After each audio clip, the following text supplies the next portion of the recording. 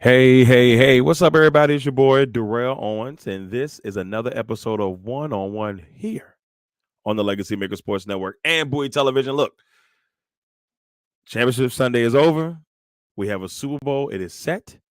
It did not go the way I would like to have gone, but it is what it is. But we do have a Super Bowl set, and we're going to get into all that today. Also, today we're going to talk a little bit about some of the new head coaches that have been kind of in place. Talk the Pro Bowlers this week, so we'll get a little into those things, but we'll get you set for the Super Bowl. And we've got one more episode after this before we head to our this episode in our season finale with episode 127. But now let's get you going with episode 126 of 101 here on Bowie Television, and of course on the live streams of the Legacy Maker Sports Network as well. So I hope you enjoy. Let's get into it. One on one. Let's start now. One.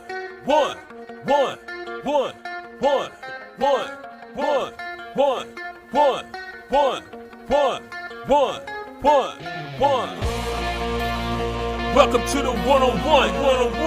When it comes to ratings, man, we number one. I get the truth, then I give them the scoop. If anybody got a question, I give them the proof. Welcome to the one-on-one.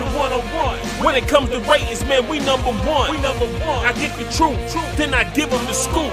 If anybody got a question, I give them the proof. Welcome to one-on-one at Legacy Maker Sports Network.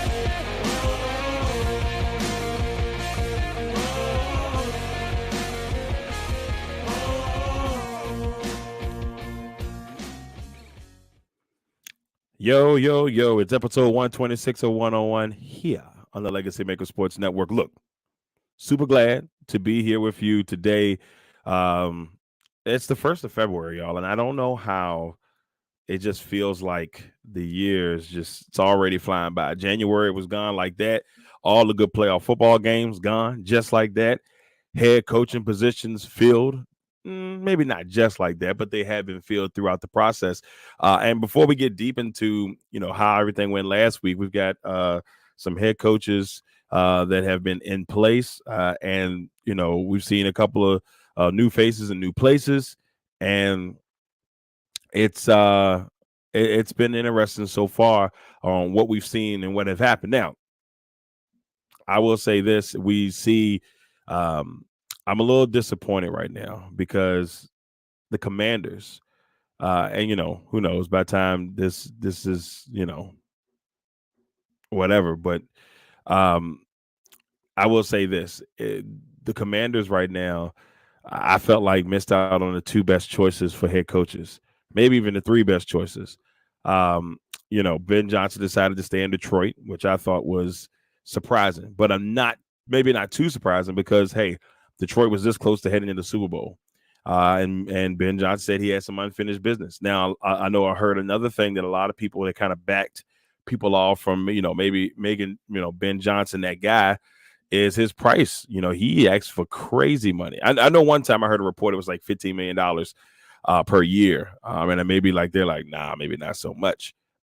So definitely it was out there. He wanted money. He wanted some good money for it. And I don't completely blame him, especially if he's going into a situation that's a tough situation. You want that job security. I think it's brilliant on his part. A lot of people probably were like, man, wait a minute, but it's smart. If you want me to go into a tough situation and turn it around, my asking price is going to be phenomenal because I want that security just in case, you go to the wayside. During the offseason, we heard, watch out for the Panthers going for Ben Johnson. If that was the case, and that's why he broke out the $15 million price range. Now I don't know what it is now. I don't know if it's still the same or whatnot, but or if even if it is even the case. Now, even if it is the case, or if not the case, or whatever it is, but if it is the case, for fun's sake, Carolina was atrocious this year. They weren't good, and we know that David Tepper's, he has a really short leash on head coaches. He's been in the league I believe, since like 17-ish. And since that time frame, 16, 17, or 16, 18, whatever. And you look at it from the time frame, he's had 6 head coaches, 3 full-time head coaches, 3 interns. That's insane. That's a coach per year. So I do not blame him if that was the case. But him going back to Detroit, an amazing thing for Detroit. Now, will Detroit keep both of their guys? Will Aaron Glenn potentially be the new head coach for the Commanders? Who knows? He is still out there, but he was a hot coaching candidate. Another one that has gone for the wayside is Michael McDonald. And that's the one. That's the one I selected at the beginning of the year. I was like, or when everything started going on, with head coaches and stuff, and who will go where. I'm like, hey, if you're the Commanders, you got to go after Mike McDonald. And maybe they obviously interviewed him and they let him leave the building. I don't know if that was a great idea or not, but I have some faith in Adam Peters. He's just getting started.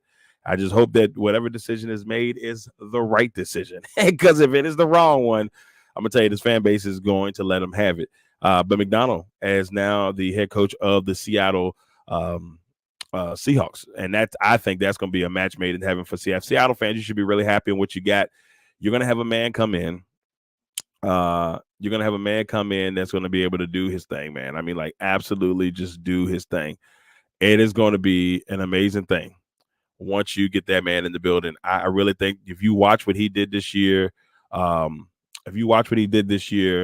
with that Ravens defense and how special they were, I really think that you got something special to watch out for there in Seattle. Other head coaching positions that were filled, the Carolina Panthers went and got Dave Canales. I could be saying the first name wrong, but Canales, the OC from the Tampa Bay Buccaneers. And, he was very impressive this season. I think a lot of people wanted to go in his direction because they saw what he did for Baker Mayfield this year and what the year Baker Mayfield had.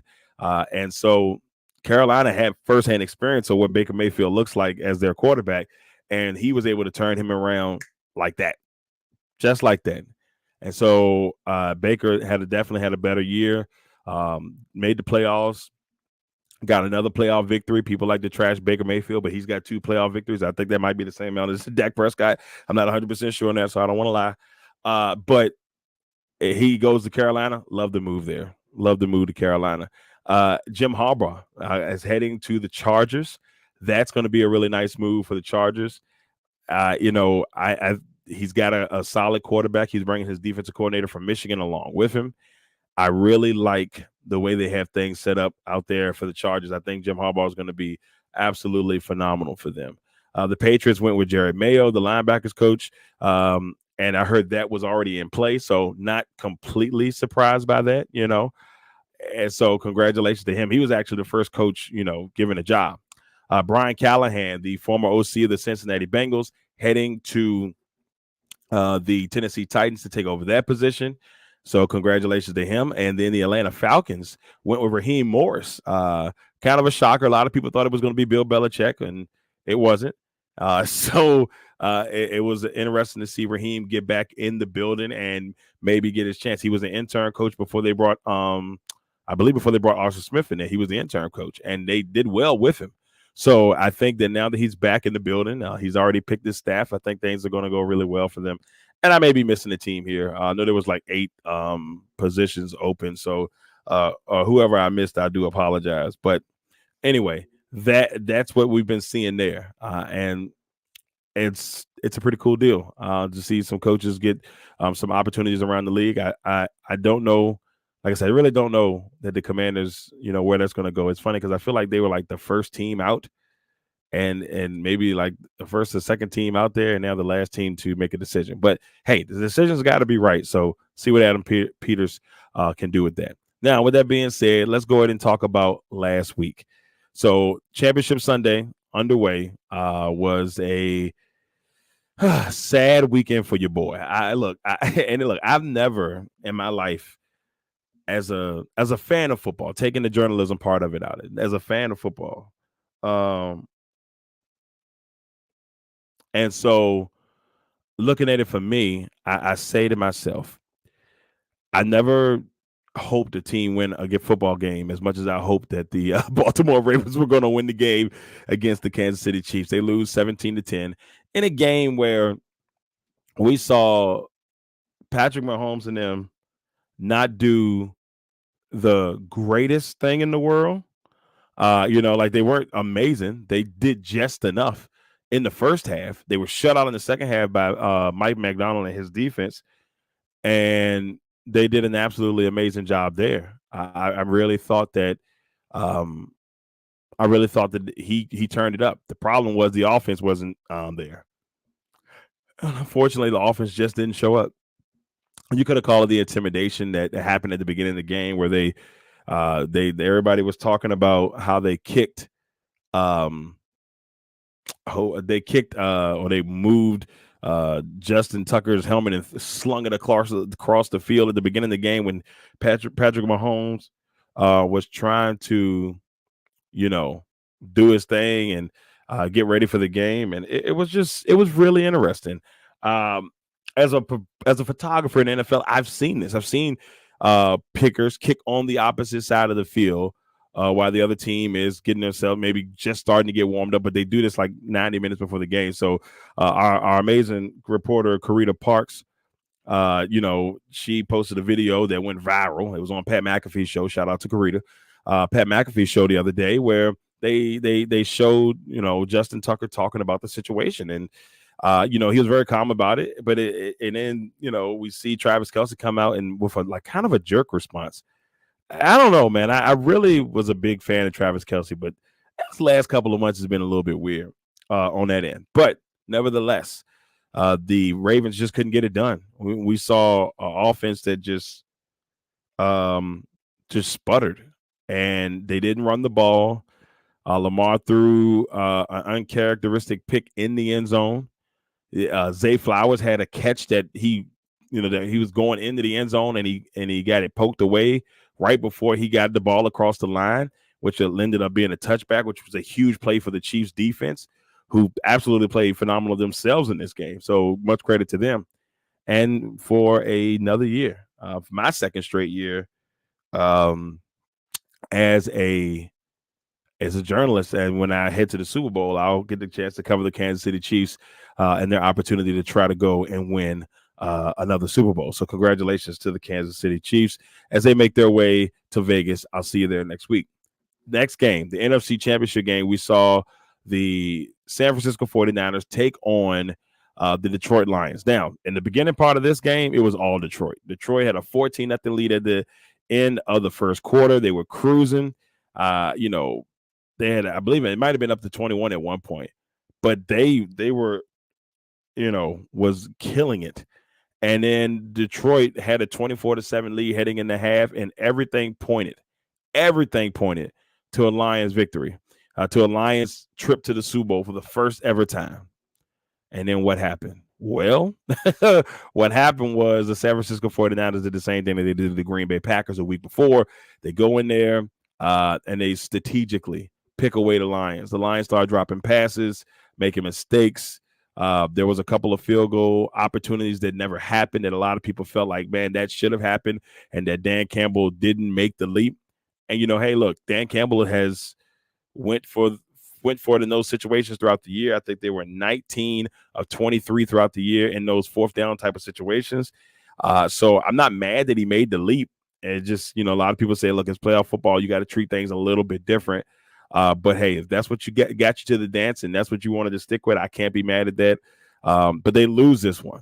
Tough situation to lose this one, especially when you look so good throughout the first half of this game.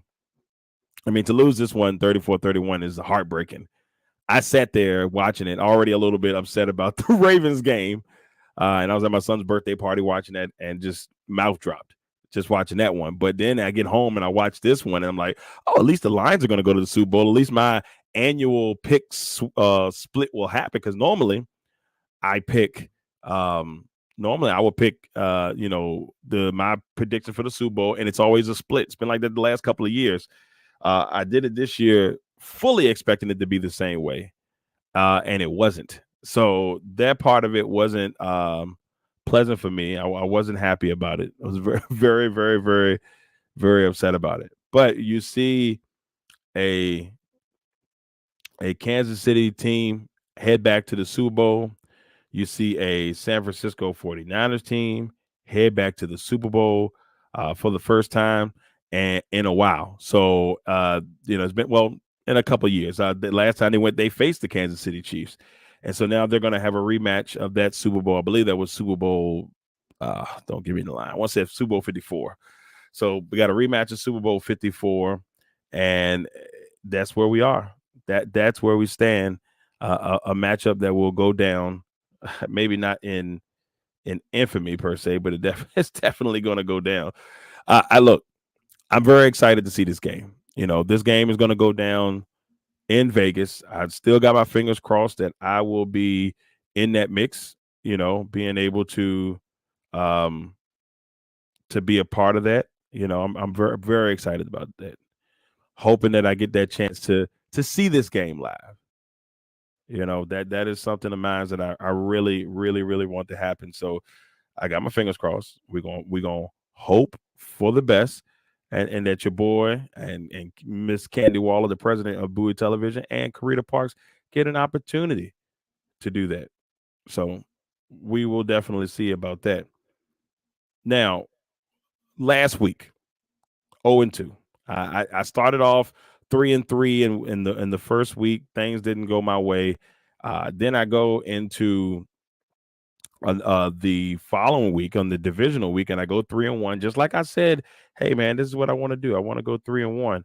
I do that, and it does not go my way at all. And I wasn't thrilled about it. I just wasn't thrilled about it at all.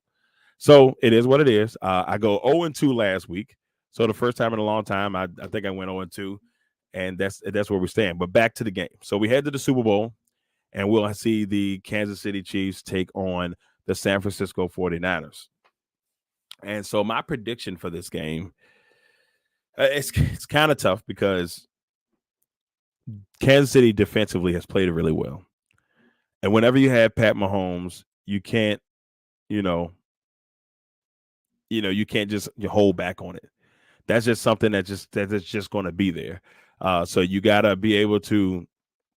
You kind of got to be ready for Pat Mahomes at all costs. We saw it last year. We saw it a couple of years ago when when Kansas City beat San Francisco in that first Super Bowl that they won.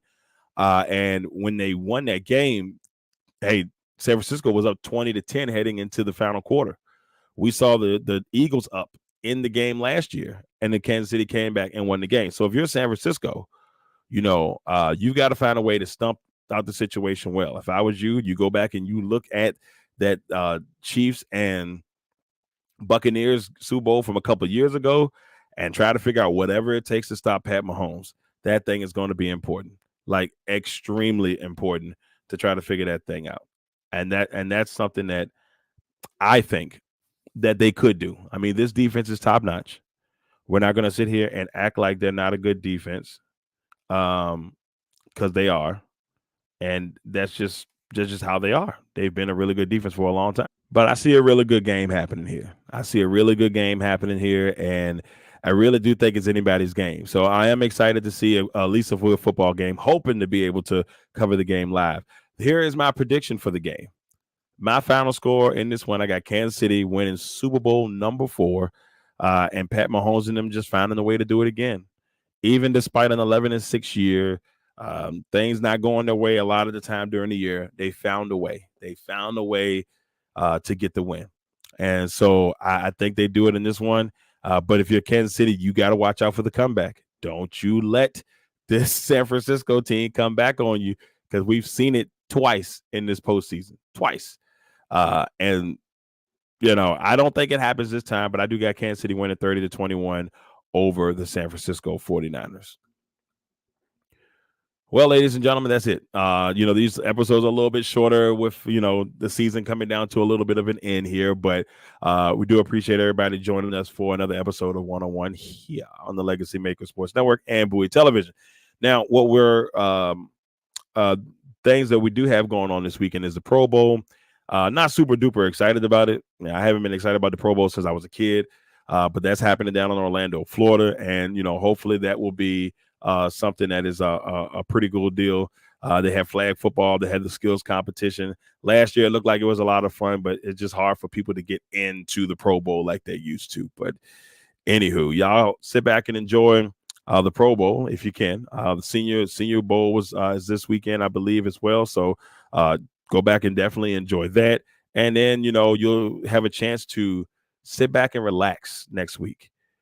Make sure you check out the amazing coverage that myself, Miss Candy Waller, and Karita Parks are going to bring you from Super Bowl 58. We're going to be down in Vegas all week, bringing you the action on Radio Row. We're going to be with the teams, getting some information there, just, checking in on the teams on how they're doing heading into. We're going to be up there for opening night, all that good stuff from I'm not going to say the new black hole is what I'm going to call it, because Allegiant, I'm going to destroy that. So we're not even going to get too deep into that. Anyway, thank you all for tuning in. Truly appreciate everyone once again for being here for episode 126 of 101 here on the Legacy Maker Sports Network, and of course on Bowie Television. Make sure you go check us out. Make sure you go and subscribe, do all that good stuff to Bowie Television and the Legacy Maker Sports Network as we get ready for Super Bowl 58. We have one more episode of 101 before we head to our break and get set up for season 5 in June. So thank you all for tuning in once again. I appreciate y'all. Make sure y'all check out Legacy on Fire, which will air tomorrow on Bowie Television and was live last night on the Legacy Maker Sports Network. So make sure you have a chance to go back out and check that out with myself, James Brown, and Russ Telefaro, bringing the first episode back since we haven't been on the air since September. So we'll be back in bringing you Legacy on Fire now that 101 is going down for the rest of the NFL season. Once again, everybody, thank you all. Appreciate you. We'll see you all next time. This has been 101 on the Legacy Maker Sports Network and Bowie Television. Legacy Maker, the all sports network. One.